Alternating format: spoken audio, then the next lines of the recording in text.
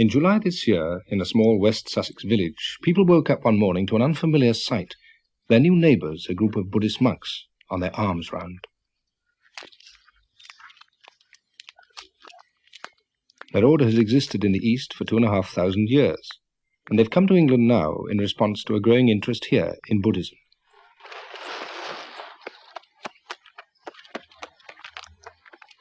They aim to live the simple and disciplined life which the Buddha laid down for the earliest forest monks. There are many Buddhist groups in Britain, but this is the first attempt at such a traditional approach. They have to follow 227 rules which govern every aspect of their life. The rules provide them with a framework for developing spiritual insight and what the Buddhist scriptures call loving kindness towards all creation.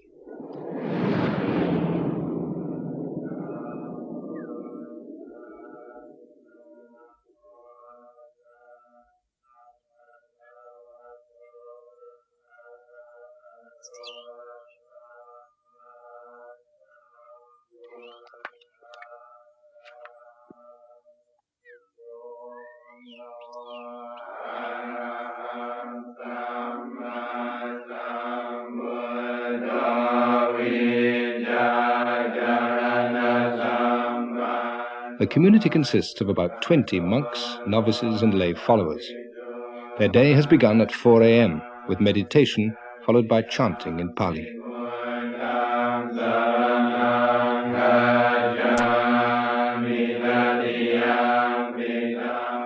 But very little of their day is taken up with ceremonies.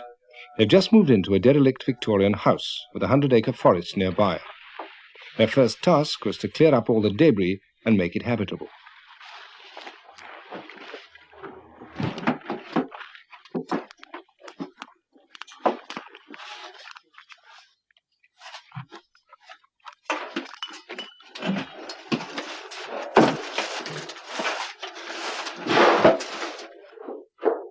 Monks are trained to be content with little.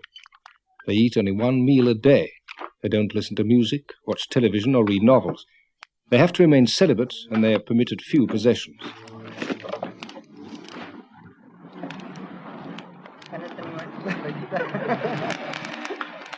Their aim is to be free of everything which might distract them from their main task, putting into practice the Buddha's teaching about the path to enlightenment. The spiritual head of the order is the Venerable Ajahn Chah. He has come from Thailand for a few weeks to lend his support to the new sanctuary. ในเวลานี้ชาวตะวันตกนี้ Many people in the West today seem to have much dissatisfaction and unhappiness in their hearts, and they feel they don't have a satisfactory means of dealing with it. The teachings of the Buddha offer the practice of meditation, which is a way of solving problems and overcoming confusion. We've been invited over here because many people want to learn how to put the teaching into practice, with the aim of finding a path through their confusion towards peace and calm.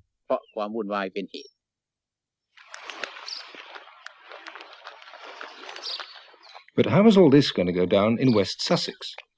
For hundreds of years, Western Christians have exported their religion. Now, for the first time, the West is on the receiving end. This little hamlet is essentially, it's been steeped in religion for hundreds and hundreds and hundreds of years, Christian religion. We have this little shepherd's church, we always sort of call it, I suppose it was a shepherd's church, which is in the Doomsday Book. And you have the old manor, which was originally an abbey. Even the ground, I would say, was steeped in Christianity. There are just a few people, but they all mind. They do mind terribly. Not that one's anti-anything at all, but this is absolutely alien to the locality. It's an intrusion, it's an invasion. They're all coming from outside. One doesn't know whether they're English, where they come from, anything about them. And they're all searching for something. We've got what we want. I mean, we've only got to look out of this wonderful world, and here we've got a God. Always have had a God. Well, we're not at all anti the monks. I mean, in this godless world, anything that has some sort of spiritual content, which we think they have, is better than nothing. I mean, what is there against them, actually? Well, I think their discipline is very high, as far as I understand. I mean, the people I've met are absolutely delightful. I had a fit nearly when I see them come down in the woods. I looked up as I was working, and I, good Lord, what's this coming? But I didn't know they were rain, so I got talking to them and found them very friendly. Well, I think it's all right, provided they keep themselves. They won't do us any harm, right? I don't know what they're doing now. They're searching for food. Yes, I disapprove of that, frightfully. I reckon these people can get their own. That's what I feel. I've been about too long, I think. The hardest point for the monks to get across was why they went on their traditional alms round. Were they just scroungers, or was this a vital part of Buddhist practice? To try to explain this and many other points, soon after they arrived, they held a meeting in the village hall. A film was shown on their parent monastery in Thailand, where most of them were trained. These monks in northeast Thailand are on Bindabat, the daily dawn walk to receive their food offered by the villagers.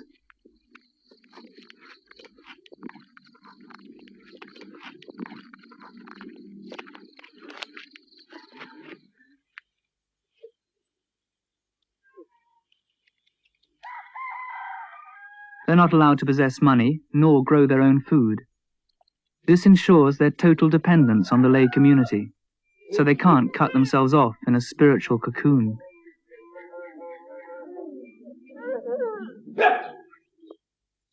For the laity, Bindabat is a way of paying respect to the discipline of the monks, and also a way of making merit, which many believe brings good fortune in this life and in future rebirths.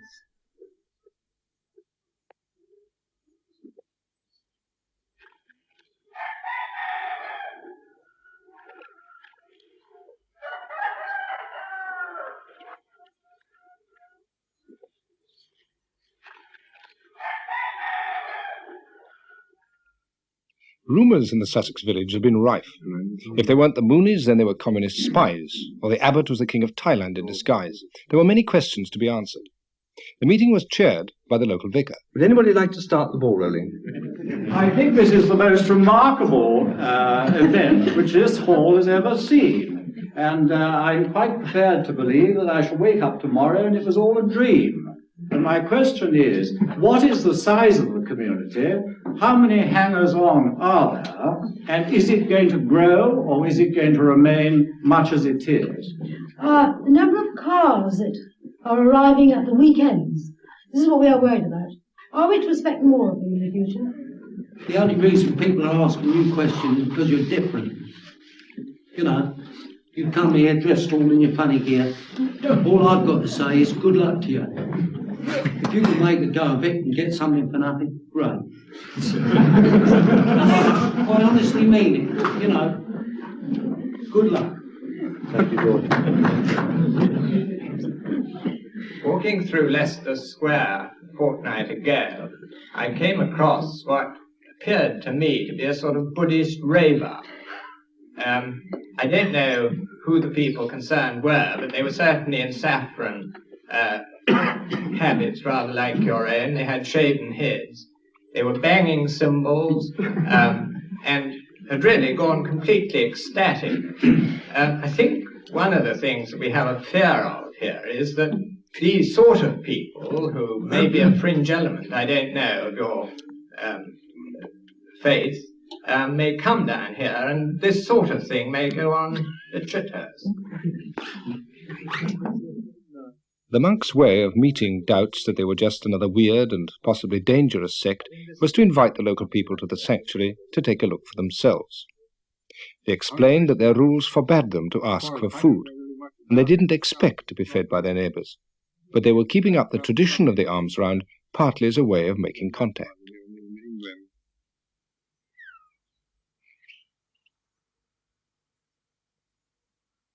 Their one meal a day has to be eaten before noon.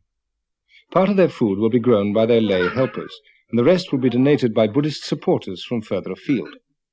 Today it's been given by the Hampshire Buddhist Society. This temporary dining room was provided by their chairman, who owns a marquee company. You don't have to be a monk to be a devout Buddhist. You can lead an active business life, provided it's not an immoral one. We've come today to offer a meal to the monks, which is known as dharma, and this is an act of giving which establishes a sort of a relationship between lay people and the monks. And it's not, as is often thought, a case of just giving something to gain merit, but ideally, or in the perfect way, giving dharma is a case of giving a little bit of oneself, and so it's in keeping with all the basic Buddhist teachings of the dropping one's ego. I've been asked why I'm Buddhist. It's not very easy to answer that because it's a slow process, and I think a gradual confidence grows, but I suppose it comes down really to the fact that I see, well, it's called dukkha in Pali, which is the old Buddhist language.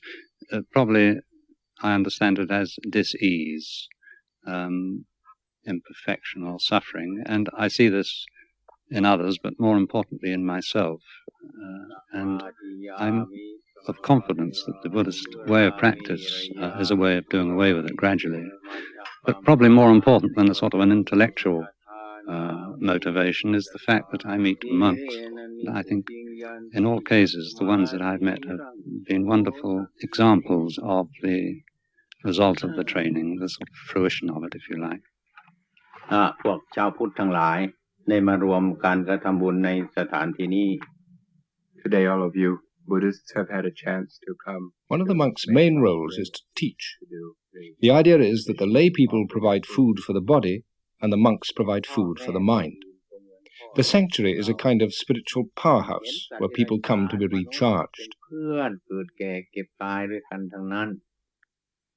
So as we see all other people, we see other people's children, that we learn to love other people's children in the same way that we would love our own children. Ajahn Papakaro used to give pep talks of a different kind when he was a US Army captain in Vietnam, where he first encountered Buddhism.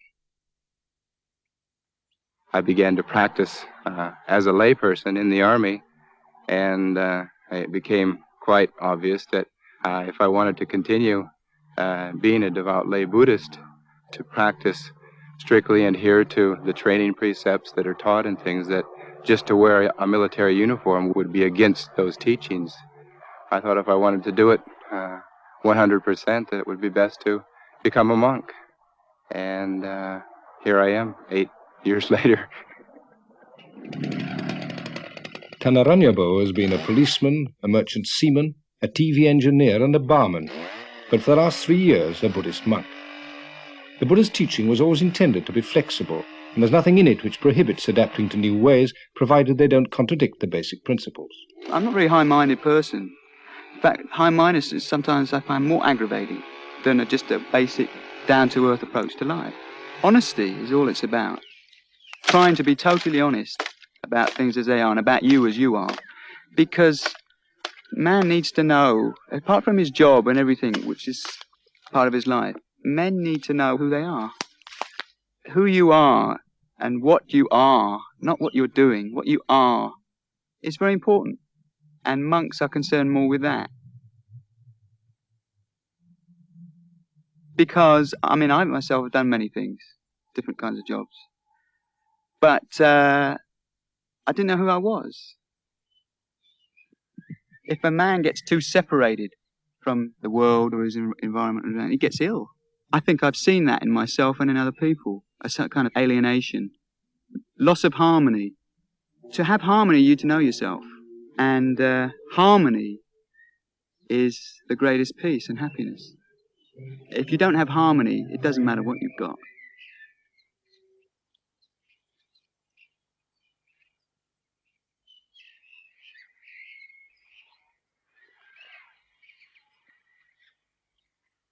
Meditation is seen as the path towards harmony.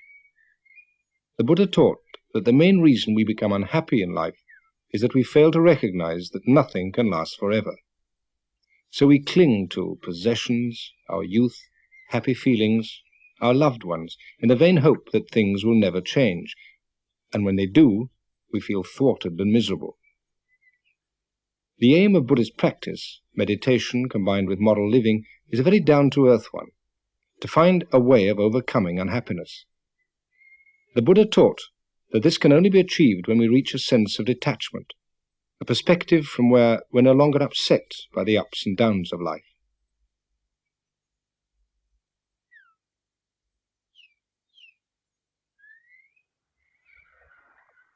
When we accept that all existence is impermanent, we begin to take things in our stride. And once we stop clinging to things as though they last forever, then we begin to overcome unhappiness.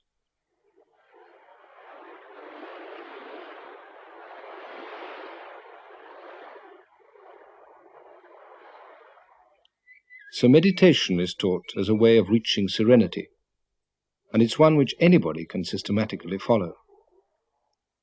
The Buddha wasn't a god, but a man who 2,500 years ago found a way of reaching the ultimate serenity, nirvana.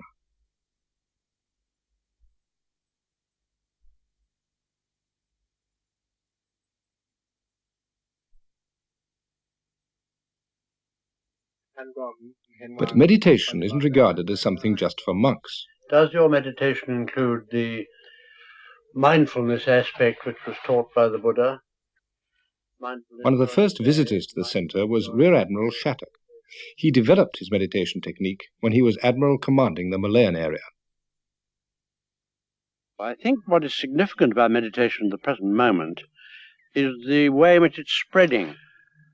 It is a form of scientific prayer which people can learn by stages, and not only learn, but be convinced by stages that they are doing something which is benefiting themselves, not because they become richer or do their job better, but simply because they feel much more complete in themselves as a more complete person. The object of the exercise is simply to find the inner resources of your being and make more use of them in your daily life. When one has the greater sensitivity that the development of the mind gives you, you are better able to know how to help your fellow men and what they need and what you yourself can give them which will help them on their way. I think this is the object. It's a selfless object. It's not a selfish object, although selfish satisfactions may come from it incidentally.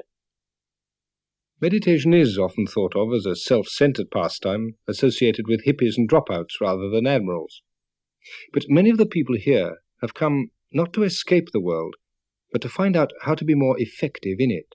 I'm an occupational therapist. I was working in a psychiatric unit with people who had different kinds of emotional disturbance, and I enjoyed the work, but I felt that there was probably a better way to help people, and that really I needed to learn a bit more about life and about myself so that I could begin to have some understanding of the sort of things that were happening to these people.